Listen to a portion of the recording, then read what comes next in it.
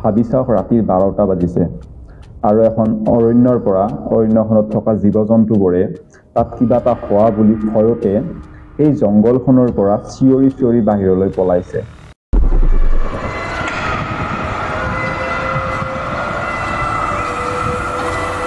জীৱ-জন্তুবোৰৰ চিঞৰ শুনিলে এনেকুৱা লাগিব যে সেই জীৱ-জন্তুবোৰে বিৰাট ডাঙৰ বিপদ এটাত পৰিছে আৰু জীৱ-জন্তুবোৰে মানুহৰ পৰা সহায়ৰ ভিক্ষা খুজিছে।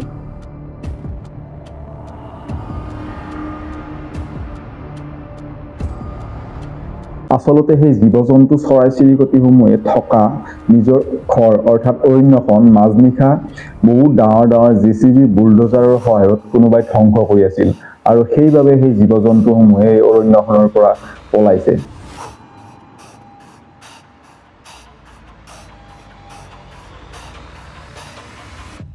এবাৰ এই কথাটো আপুনি নিজৰ লগত ভাবকচোন।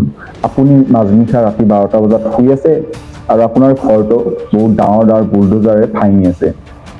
আচৰিত লাগে নহয়নে? কিন্তু হায়দৰাবাদৰ তেলেংগানাত ঠিক তেনেকুৱা ঘটনা এটা জীৱ-জন্তুসমূহৰ লগত চলি আছে।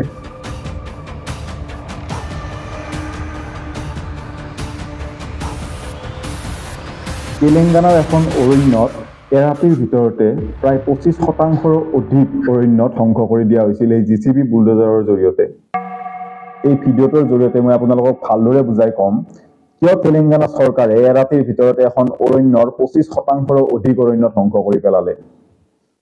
আহক ভিডিঅ'টো আৰম্ভ কৰোঁ। নমস্কাৰ বন্ধুসকল, স্বাগতম জনাইছোঁ ডিস্কভাৰী সুইচ ৰাকেশৰ আন এক ভিডিঅ'লৈ। হায়দৰাবাদ তেলেংগানাৰ কাঞ্চাগাচ্চিঅলি নামৰ এখন অৰণ্যত 30 মাৰ্চ তাৰিখে মাজনিশা বহুত ডাঙৰ ডাঙৰ বুলডোজাৰৰ সহায়ত গোটেই অৰণ্যখনৰ 25% অধিক অৰণ্য ধ্বংস কৰি পেলোৱা হৈছিল। হায়দৰাবাদ ইউনিভাৰ্চিটিয়ে উল্লেখ কৰিছে যে সেই কাঞ্চাগাচ্চিঅলি নামৰ অৰণ্যখন হায়দৰাবাদ ইউনিভাৰ্চিটিৰে হয়। কিন্তু বৰ্তমানৰ তেলেংগানাৰ মুখ্যমন্ত্ৰী ৰেৱন্ত ৰেড্ডি, যোন এজন কংগ্ৰেছ নেতাও হয়, তেওঁ উল্লেখ কৰিছে যে সেই কাঞ্চিগাচ্চিঅলি নামৰ অৰণ্যখনত হায়দৰাবাদ ইউনিভাৰ্চিটিৰ কোনো ধৰণৰ অধিকাৰ নাই। সেই অৰণ্যখন একমাত্ৰ তেলেংগানা চৰকাৰৰ আৰু সেইবাবে ৰেৱন্ত ৰেড্ডিয়ে চৰকাৰৰ সহায়ত সেই অৰণ্যখন কাটিবলৈ মানুহক সহায় কৰিছে আৰু সেই অৰণ্যখন কাটি পেলাই তাত এখন IT পাৰ্ক নিৰ্মাণ কৰা হ'ব আৰু সেই IT পাৰ্কখন সম্পূৰ্ণ হোৱাৰ পিছত তাক অকশ্যন কৰি বিক্ৰী কৰি দিয়া হ'ব। মাজনিশা যেতিয়া হায়দৰাবাদ ইউনিভাৰ্চিটিৰ ষ্টুডেণ্টবোৰে শুই আছিল তেতিয়া তেলেংগানা চৰকাৰে বুলডোজাৰৰ সহায়ত সেই কাঞ্চিগাচ্চিঅলি নামৰ অৰণ্যখন কাটিব আৰম্ভ কৰি দিছিল। যদিও সেইদিনা বহুত ৰাতি হৈ গৈছিল, কিন্তু হোষ্টেলত থকা ষ্টুডেণ্ট গোটেইবোৰ শুই যোৱা নাছিল।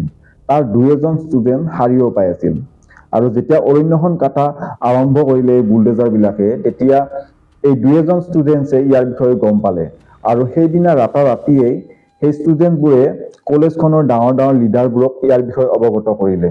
যেতিয়া এই অৰণ্যখন কাটি থকা কথা হায়দৰাবাদ ইউনিভাৰ্চিটিৰ ষ্টুডেণ্টবিলাকে গম পালে, গোটেই ষ্টুডেণ্টবিলাকে লগ লাগি চৰকাৰৰ বিৰুদ্ধে প্ৰটেষ্ট কৰিবলৈ আৰম্ভ কৰি দিলে।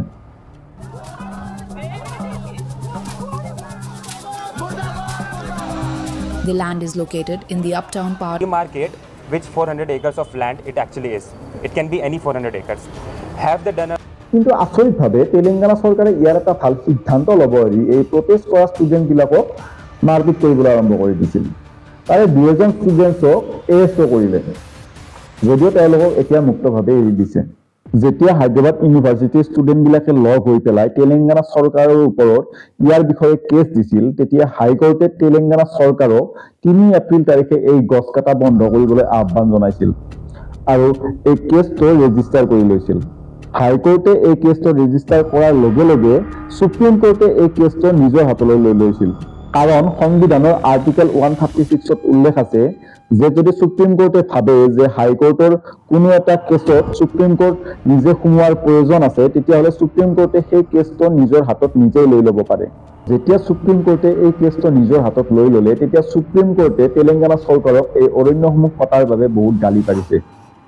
ইয়াৰ কাৰণ হ'ল, যদি কোনো এখন ৰাজ্যই নিজৰ অৰণ্য বা গছ-গছনি কাটিব লগা হয় ডেভেলপমেণ্টৰ বাবে, তেতিয়াহ'লে সেই ৰাজ্যখনে চেণ্ট্ৰেল গভৰ্ণমেণ্টৰ পাৰ্মিশ্যন ল'ব লাগে। যিহেতু বৰ্তমান তেলেংগানাৰ মুখ্যমন্ত্ৰী ৰেৱন্ত ৰেড্ডি, তেওঁ চেণ্ট্ৰেল গভৰ্ণমেণ্টৰ পৰা এই অৰণ্যসমূহ কাটাৰ বাবে কোনো ধৰণৰ অনুমতি লোৱা নাছিল আৰু সেইবাবে সুপ্ৰিম কোৰ্টে এই অৰণ্যসমূহ কাটাৰ বাবে ৰেৱন্ত ৰেড্ডিক বহুত গালি পাৰিছে।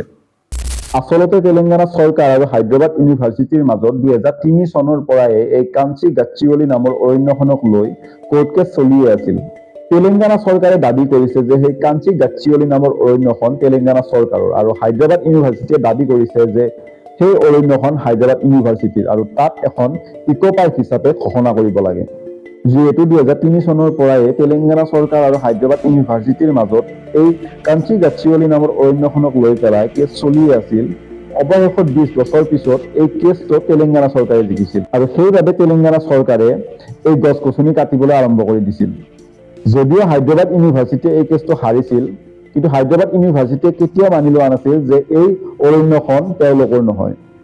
আৰু সেইকাৰণে যেতিয়াই তেলেঙ্গানা চৰকাৰে এই গছ-গছনি বা এই অৰণ্যখন কাটিবলৈ আহিছিল, তেতিয়াই হায়দৰাবাদ ইউনিভাৰ্চিটিৰ ষ্টুডেণ্টবিলাকে লগ হৈ পেলাই চৰকাৰৰ বিৰুদ্ধে প্ৰটেষ্ট কৰিবলৈ আৰম্ভ কৰিছিল। অৱশেষত সুপ্ৰিম কোৰ্টে যদিও লিখিত হিচাপত দিয়া নাই, তথাপিও কৈছে যে সেই কাঞ্চি গাচ্চিৱলী নামৰ অৰণ্যখনক এখন ইকো পাৰ্ক হিচাপে নিৰ্মাণ কৰিব। এতিয়া মোৰ এটা প্ৰশ্ন আছিল, এই পৃথিৱীখন অকল মানুহৰে নেকি? মানুহৰ বাহিৰে পৃথিৱীত থকা আন জীৱ-জন্তুৰ এই পৃথিৱীখনৰ ওপৰত কোনো অধিকাৰ নাই নেকি? ইমান ডেভেলপমেণ্ট কৰি পেলাই মানুহে কি কৰিম বুলি ভাবিছে? এনেকুৱা নহয় যে আমাক ডেভেলপমেণ্ট নালাগে, আমাক ডেভেলপমেণ্ট লাগে, কিন্তু সেই ডেভেলপমেণ্ট পৃথিৱীত থকা প্ৰত্যেকটো জীৱ-জন্তুৰে কামত আহিব লাগে।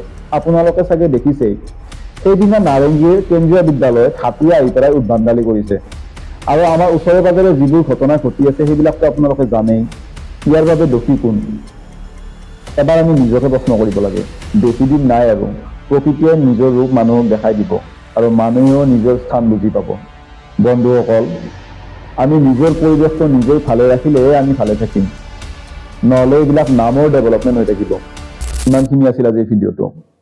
অজানিতে কিবা ভুল হৈ গ'লে ক্ষমা কৰি দিব আৰু ভিডিঅ'টো যদি এতিয়ালৈকে চাইছে এবাৰ শ্বেয়াৰ কৰি দিব। ধন্যবাদ। জয় আই অসম।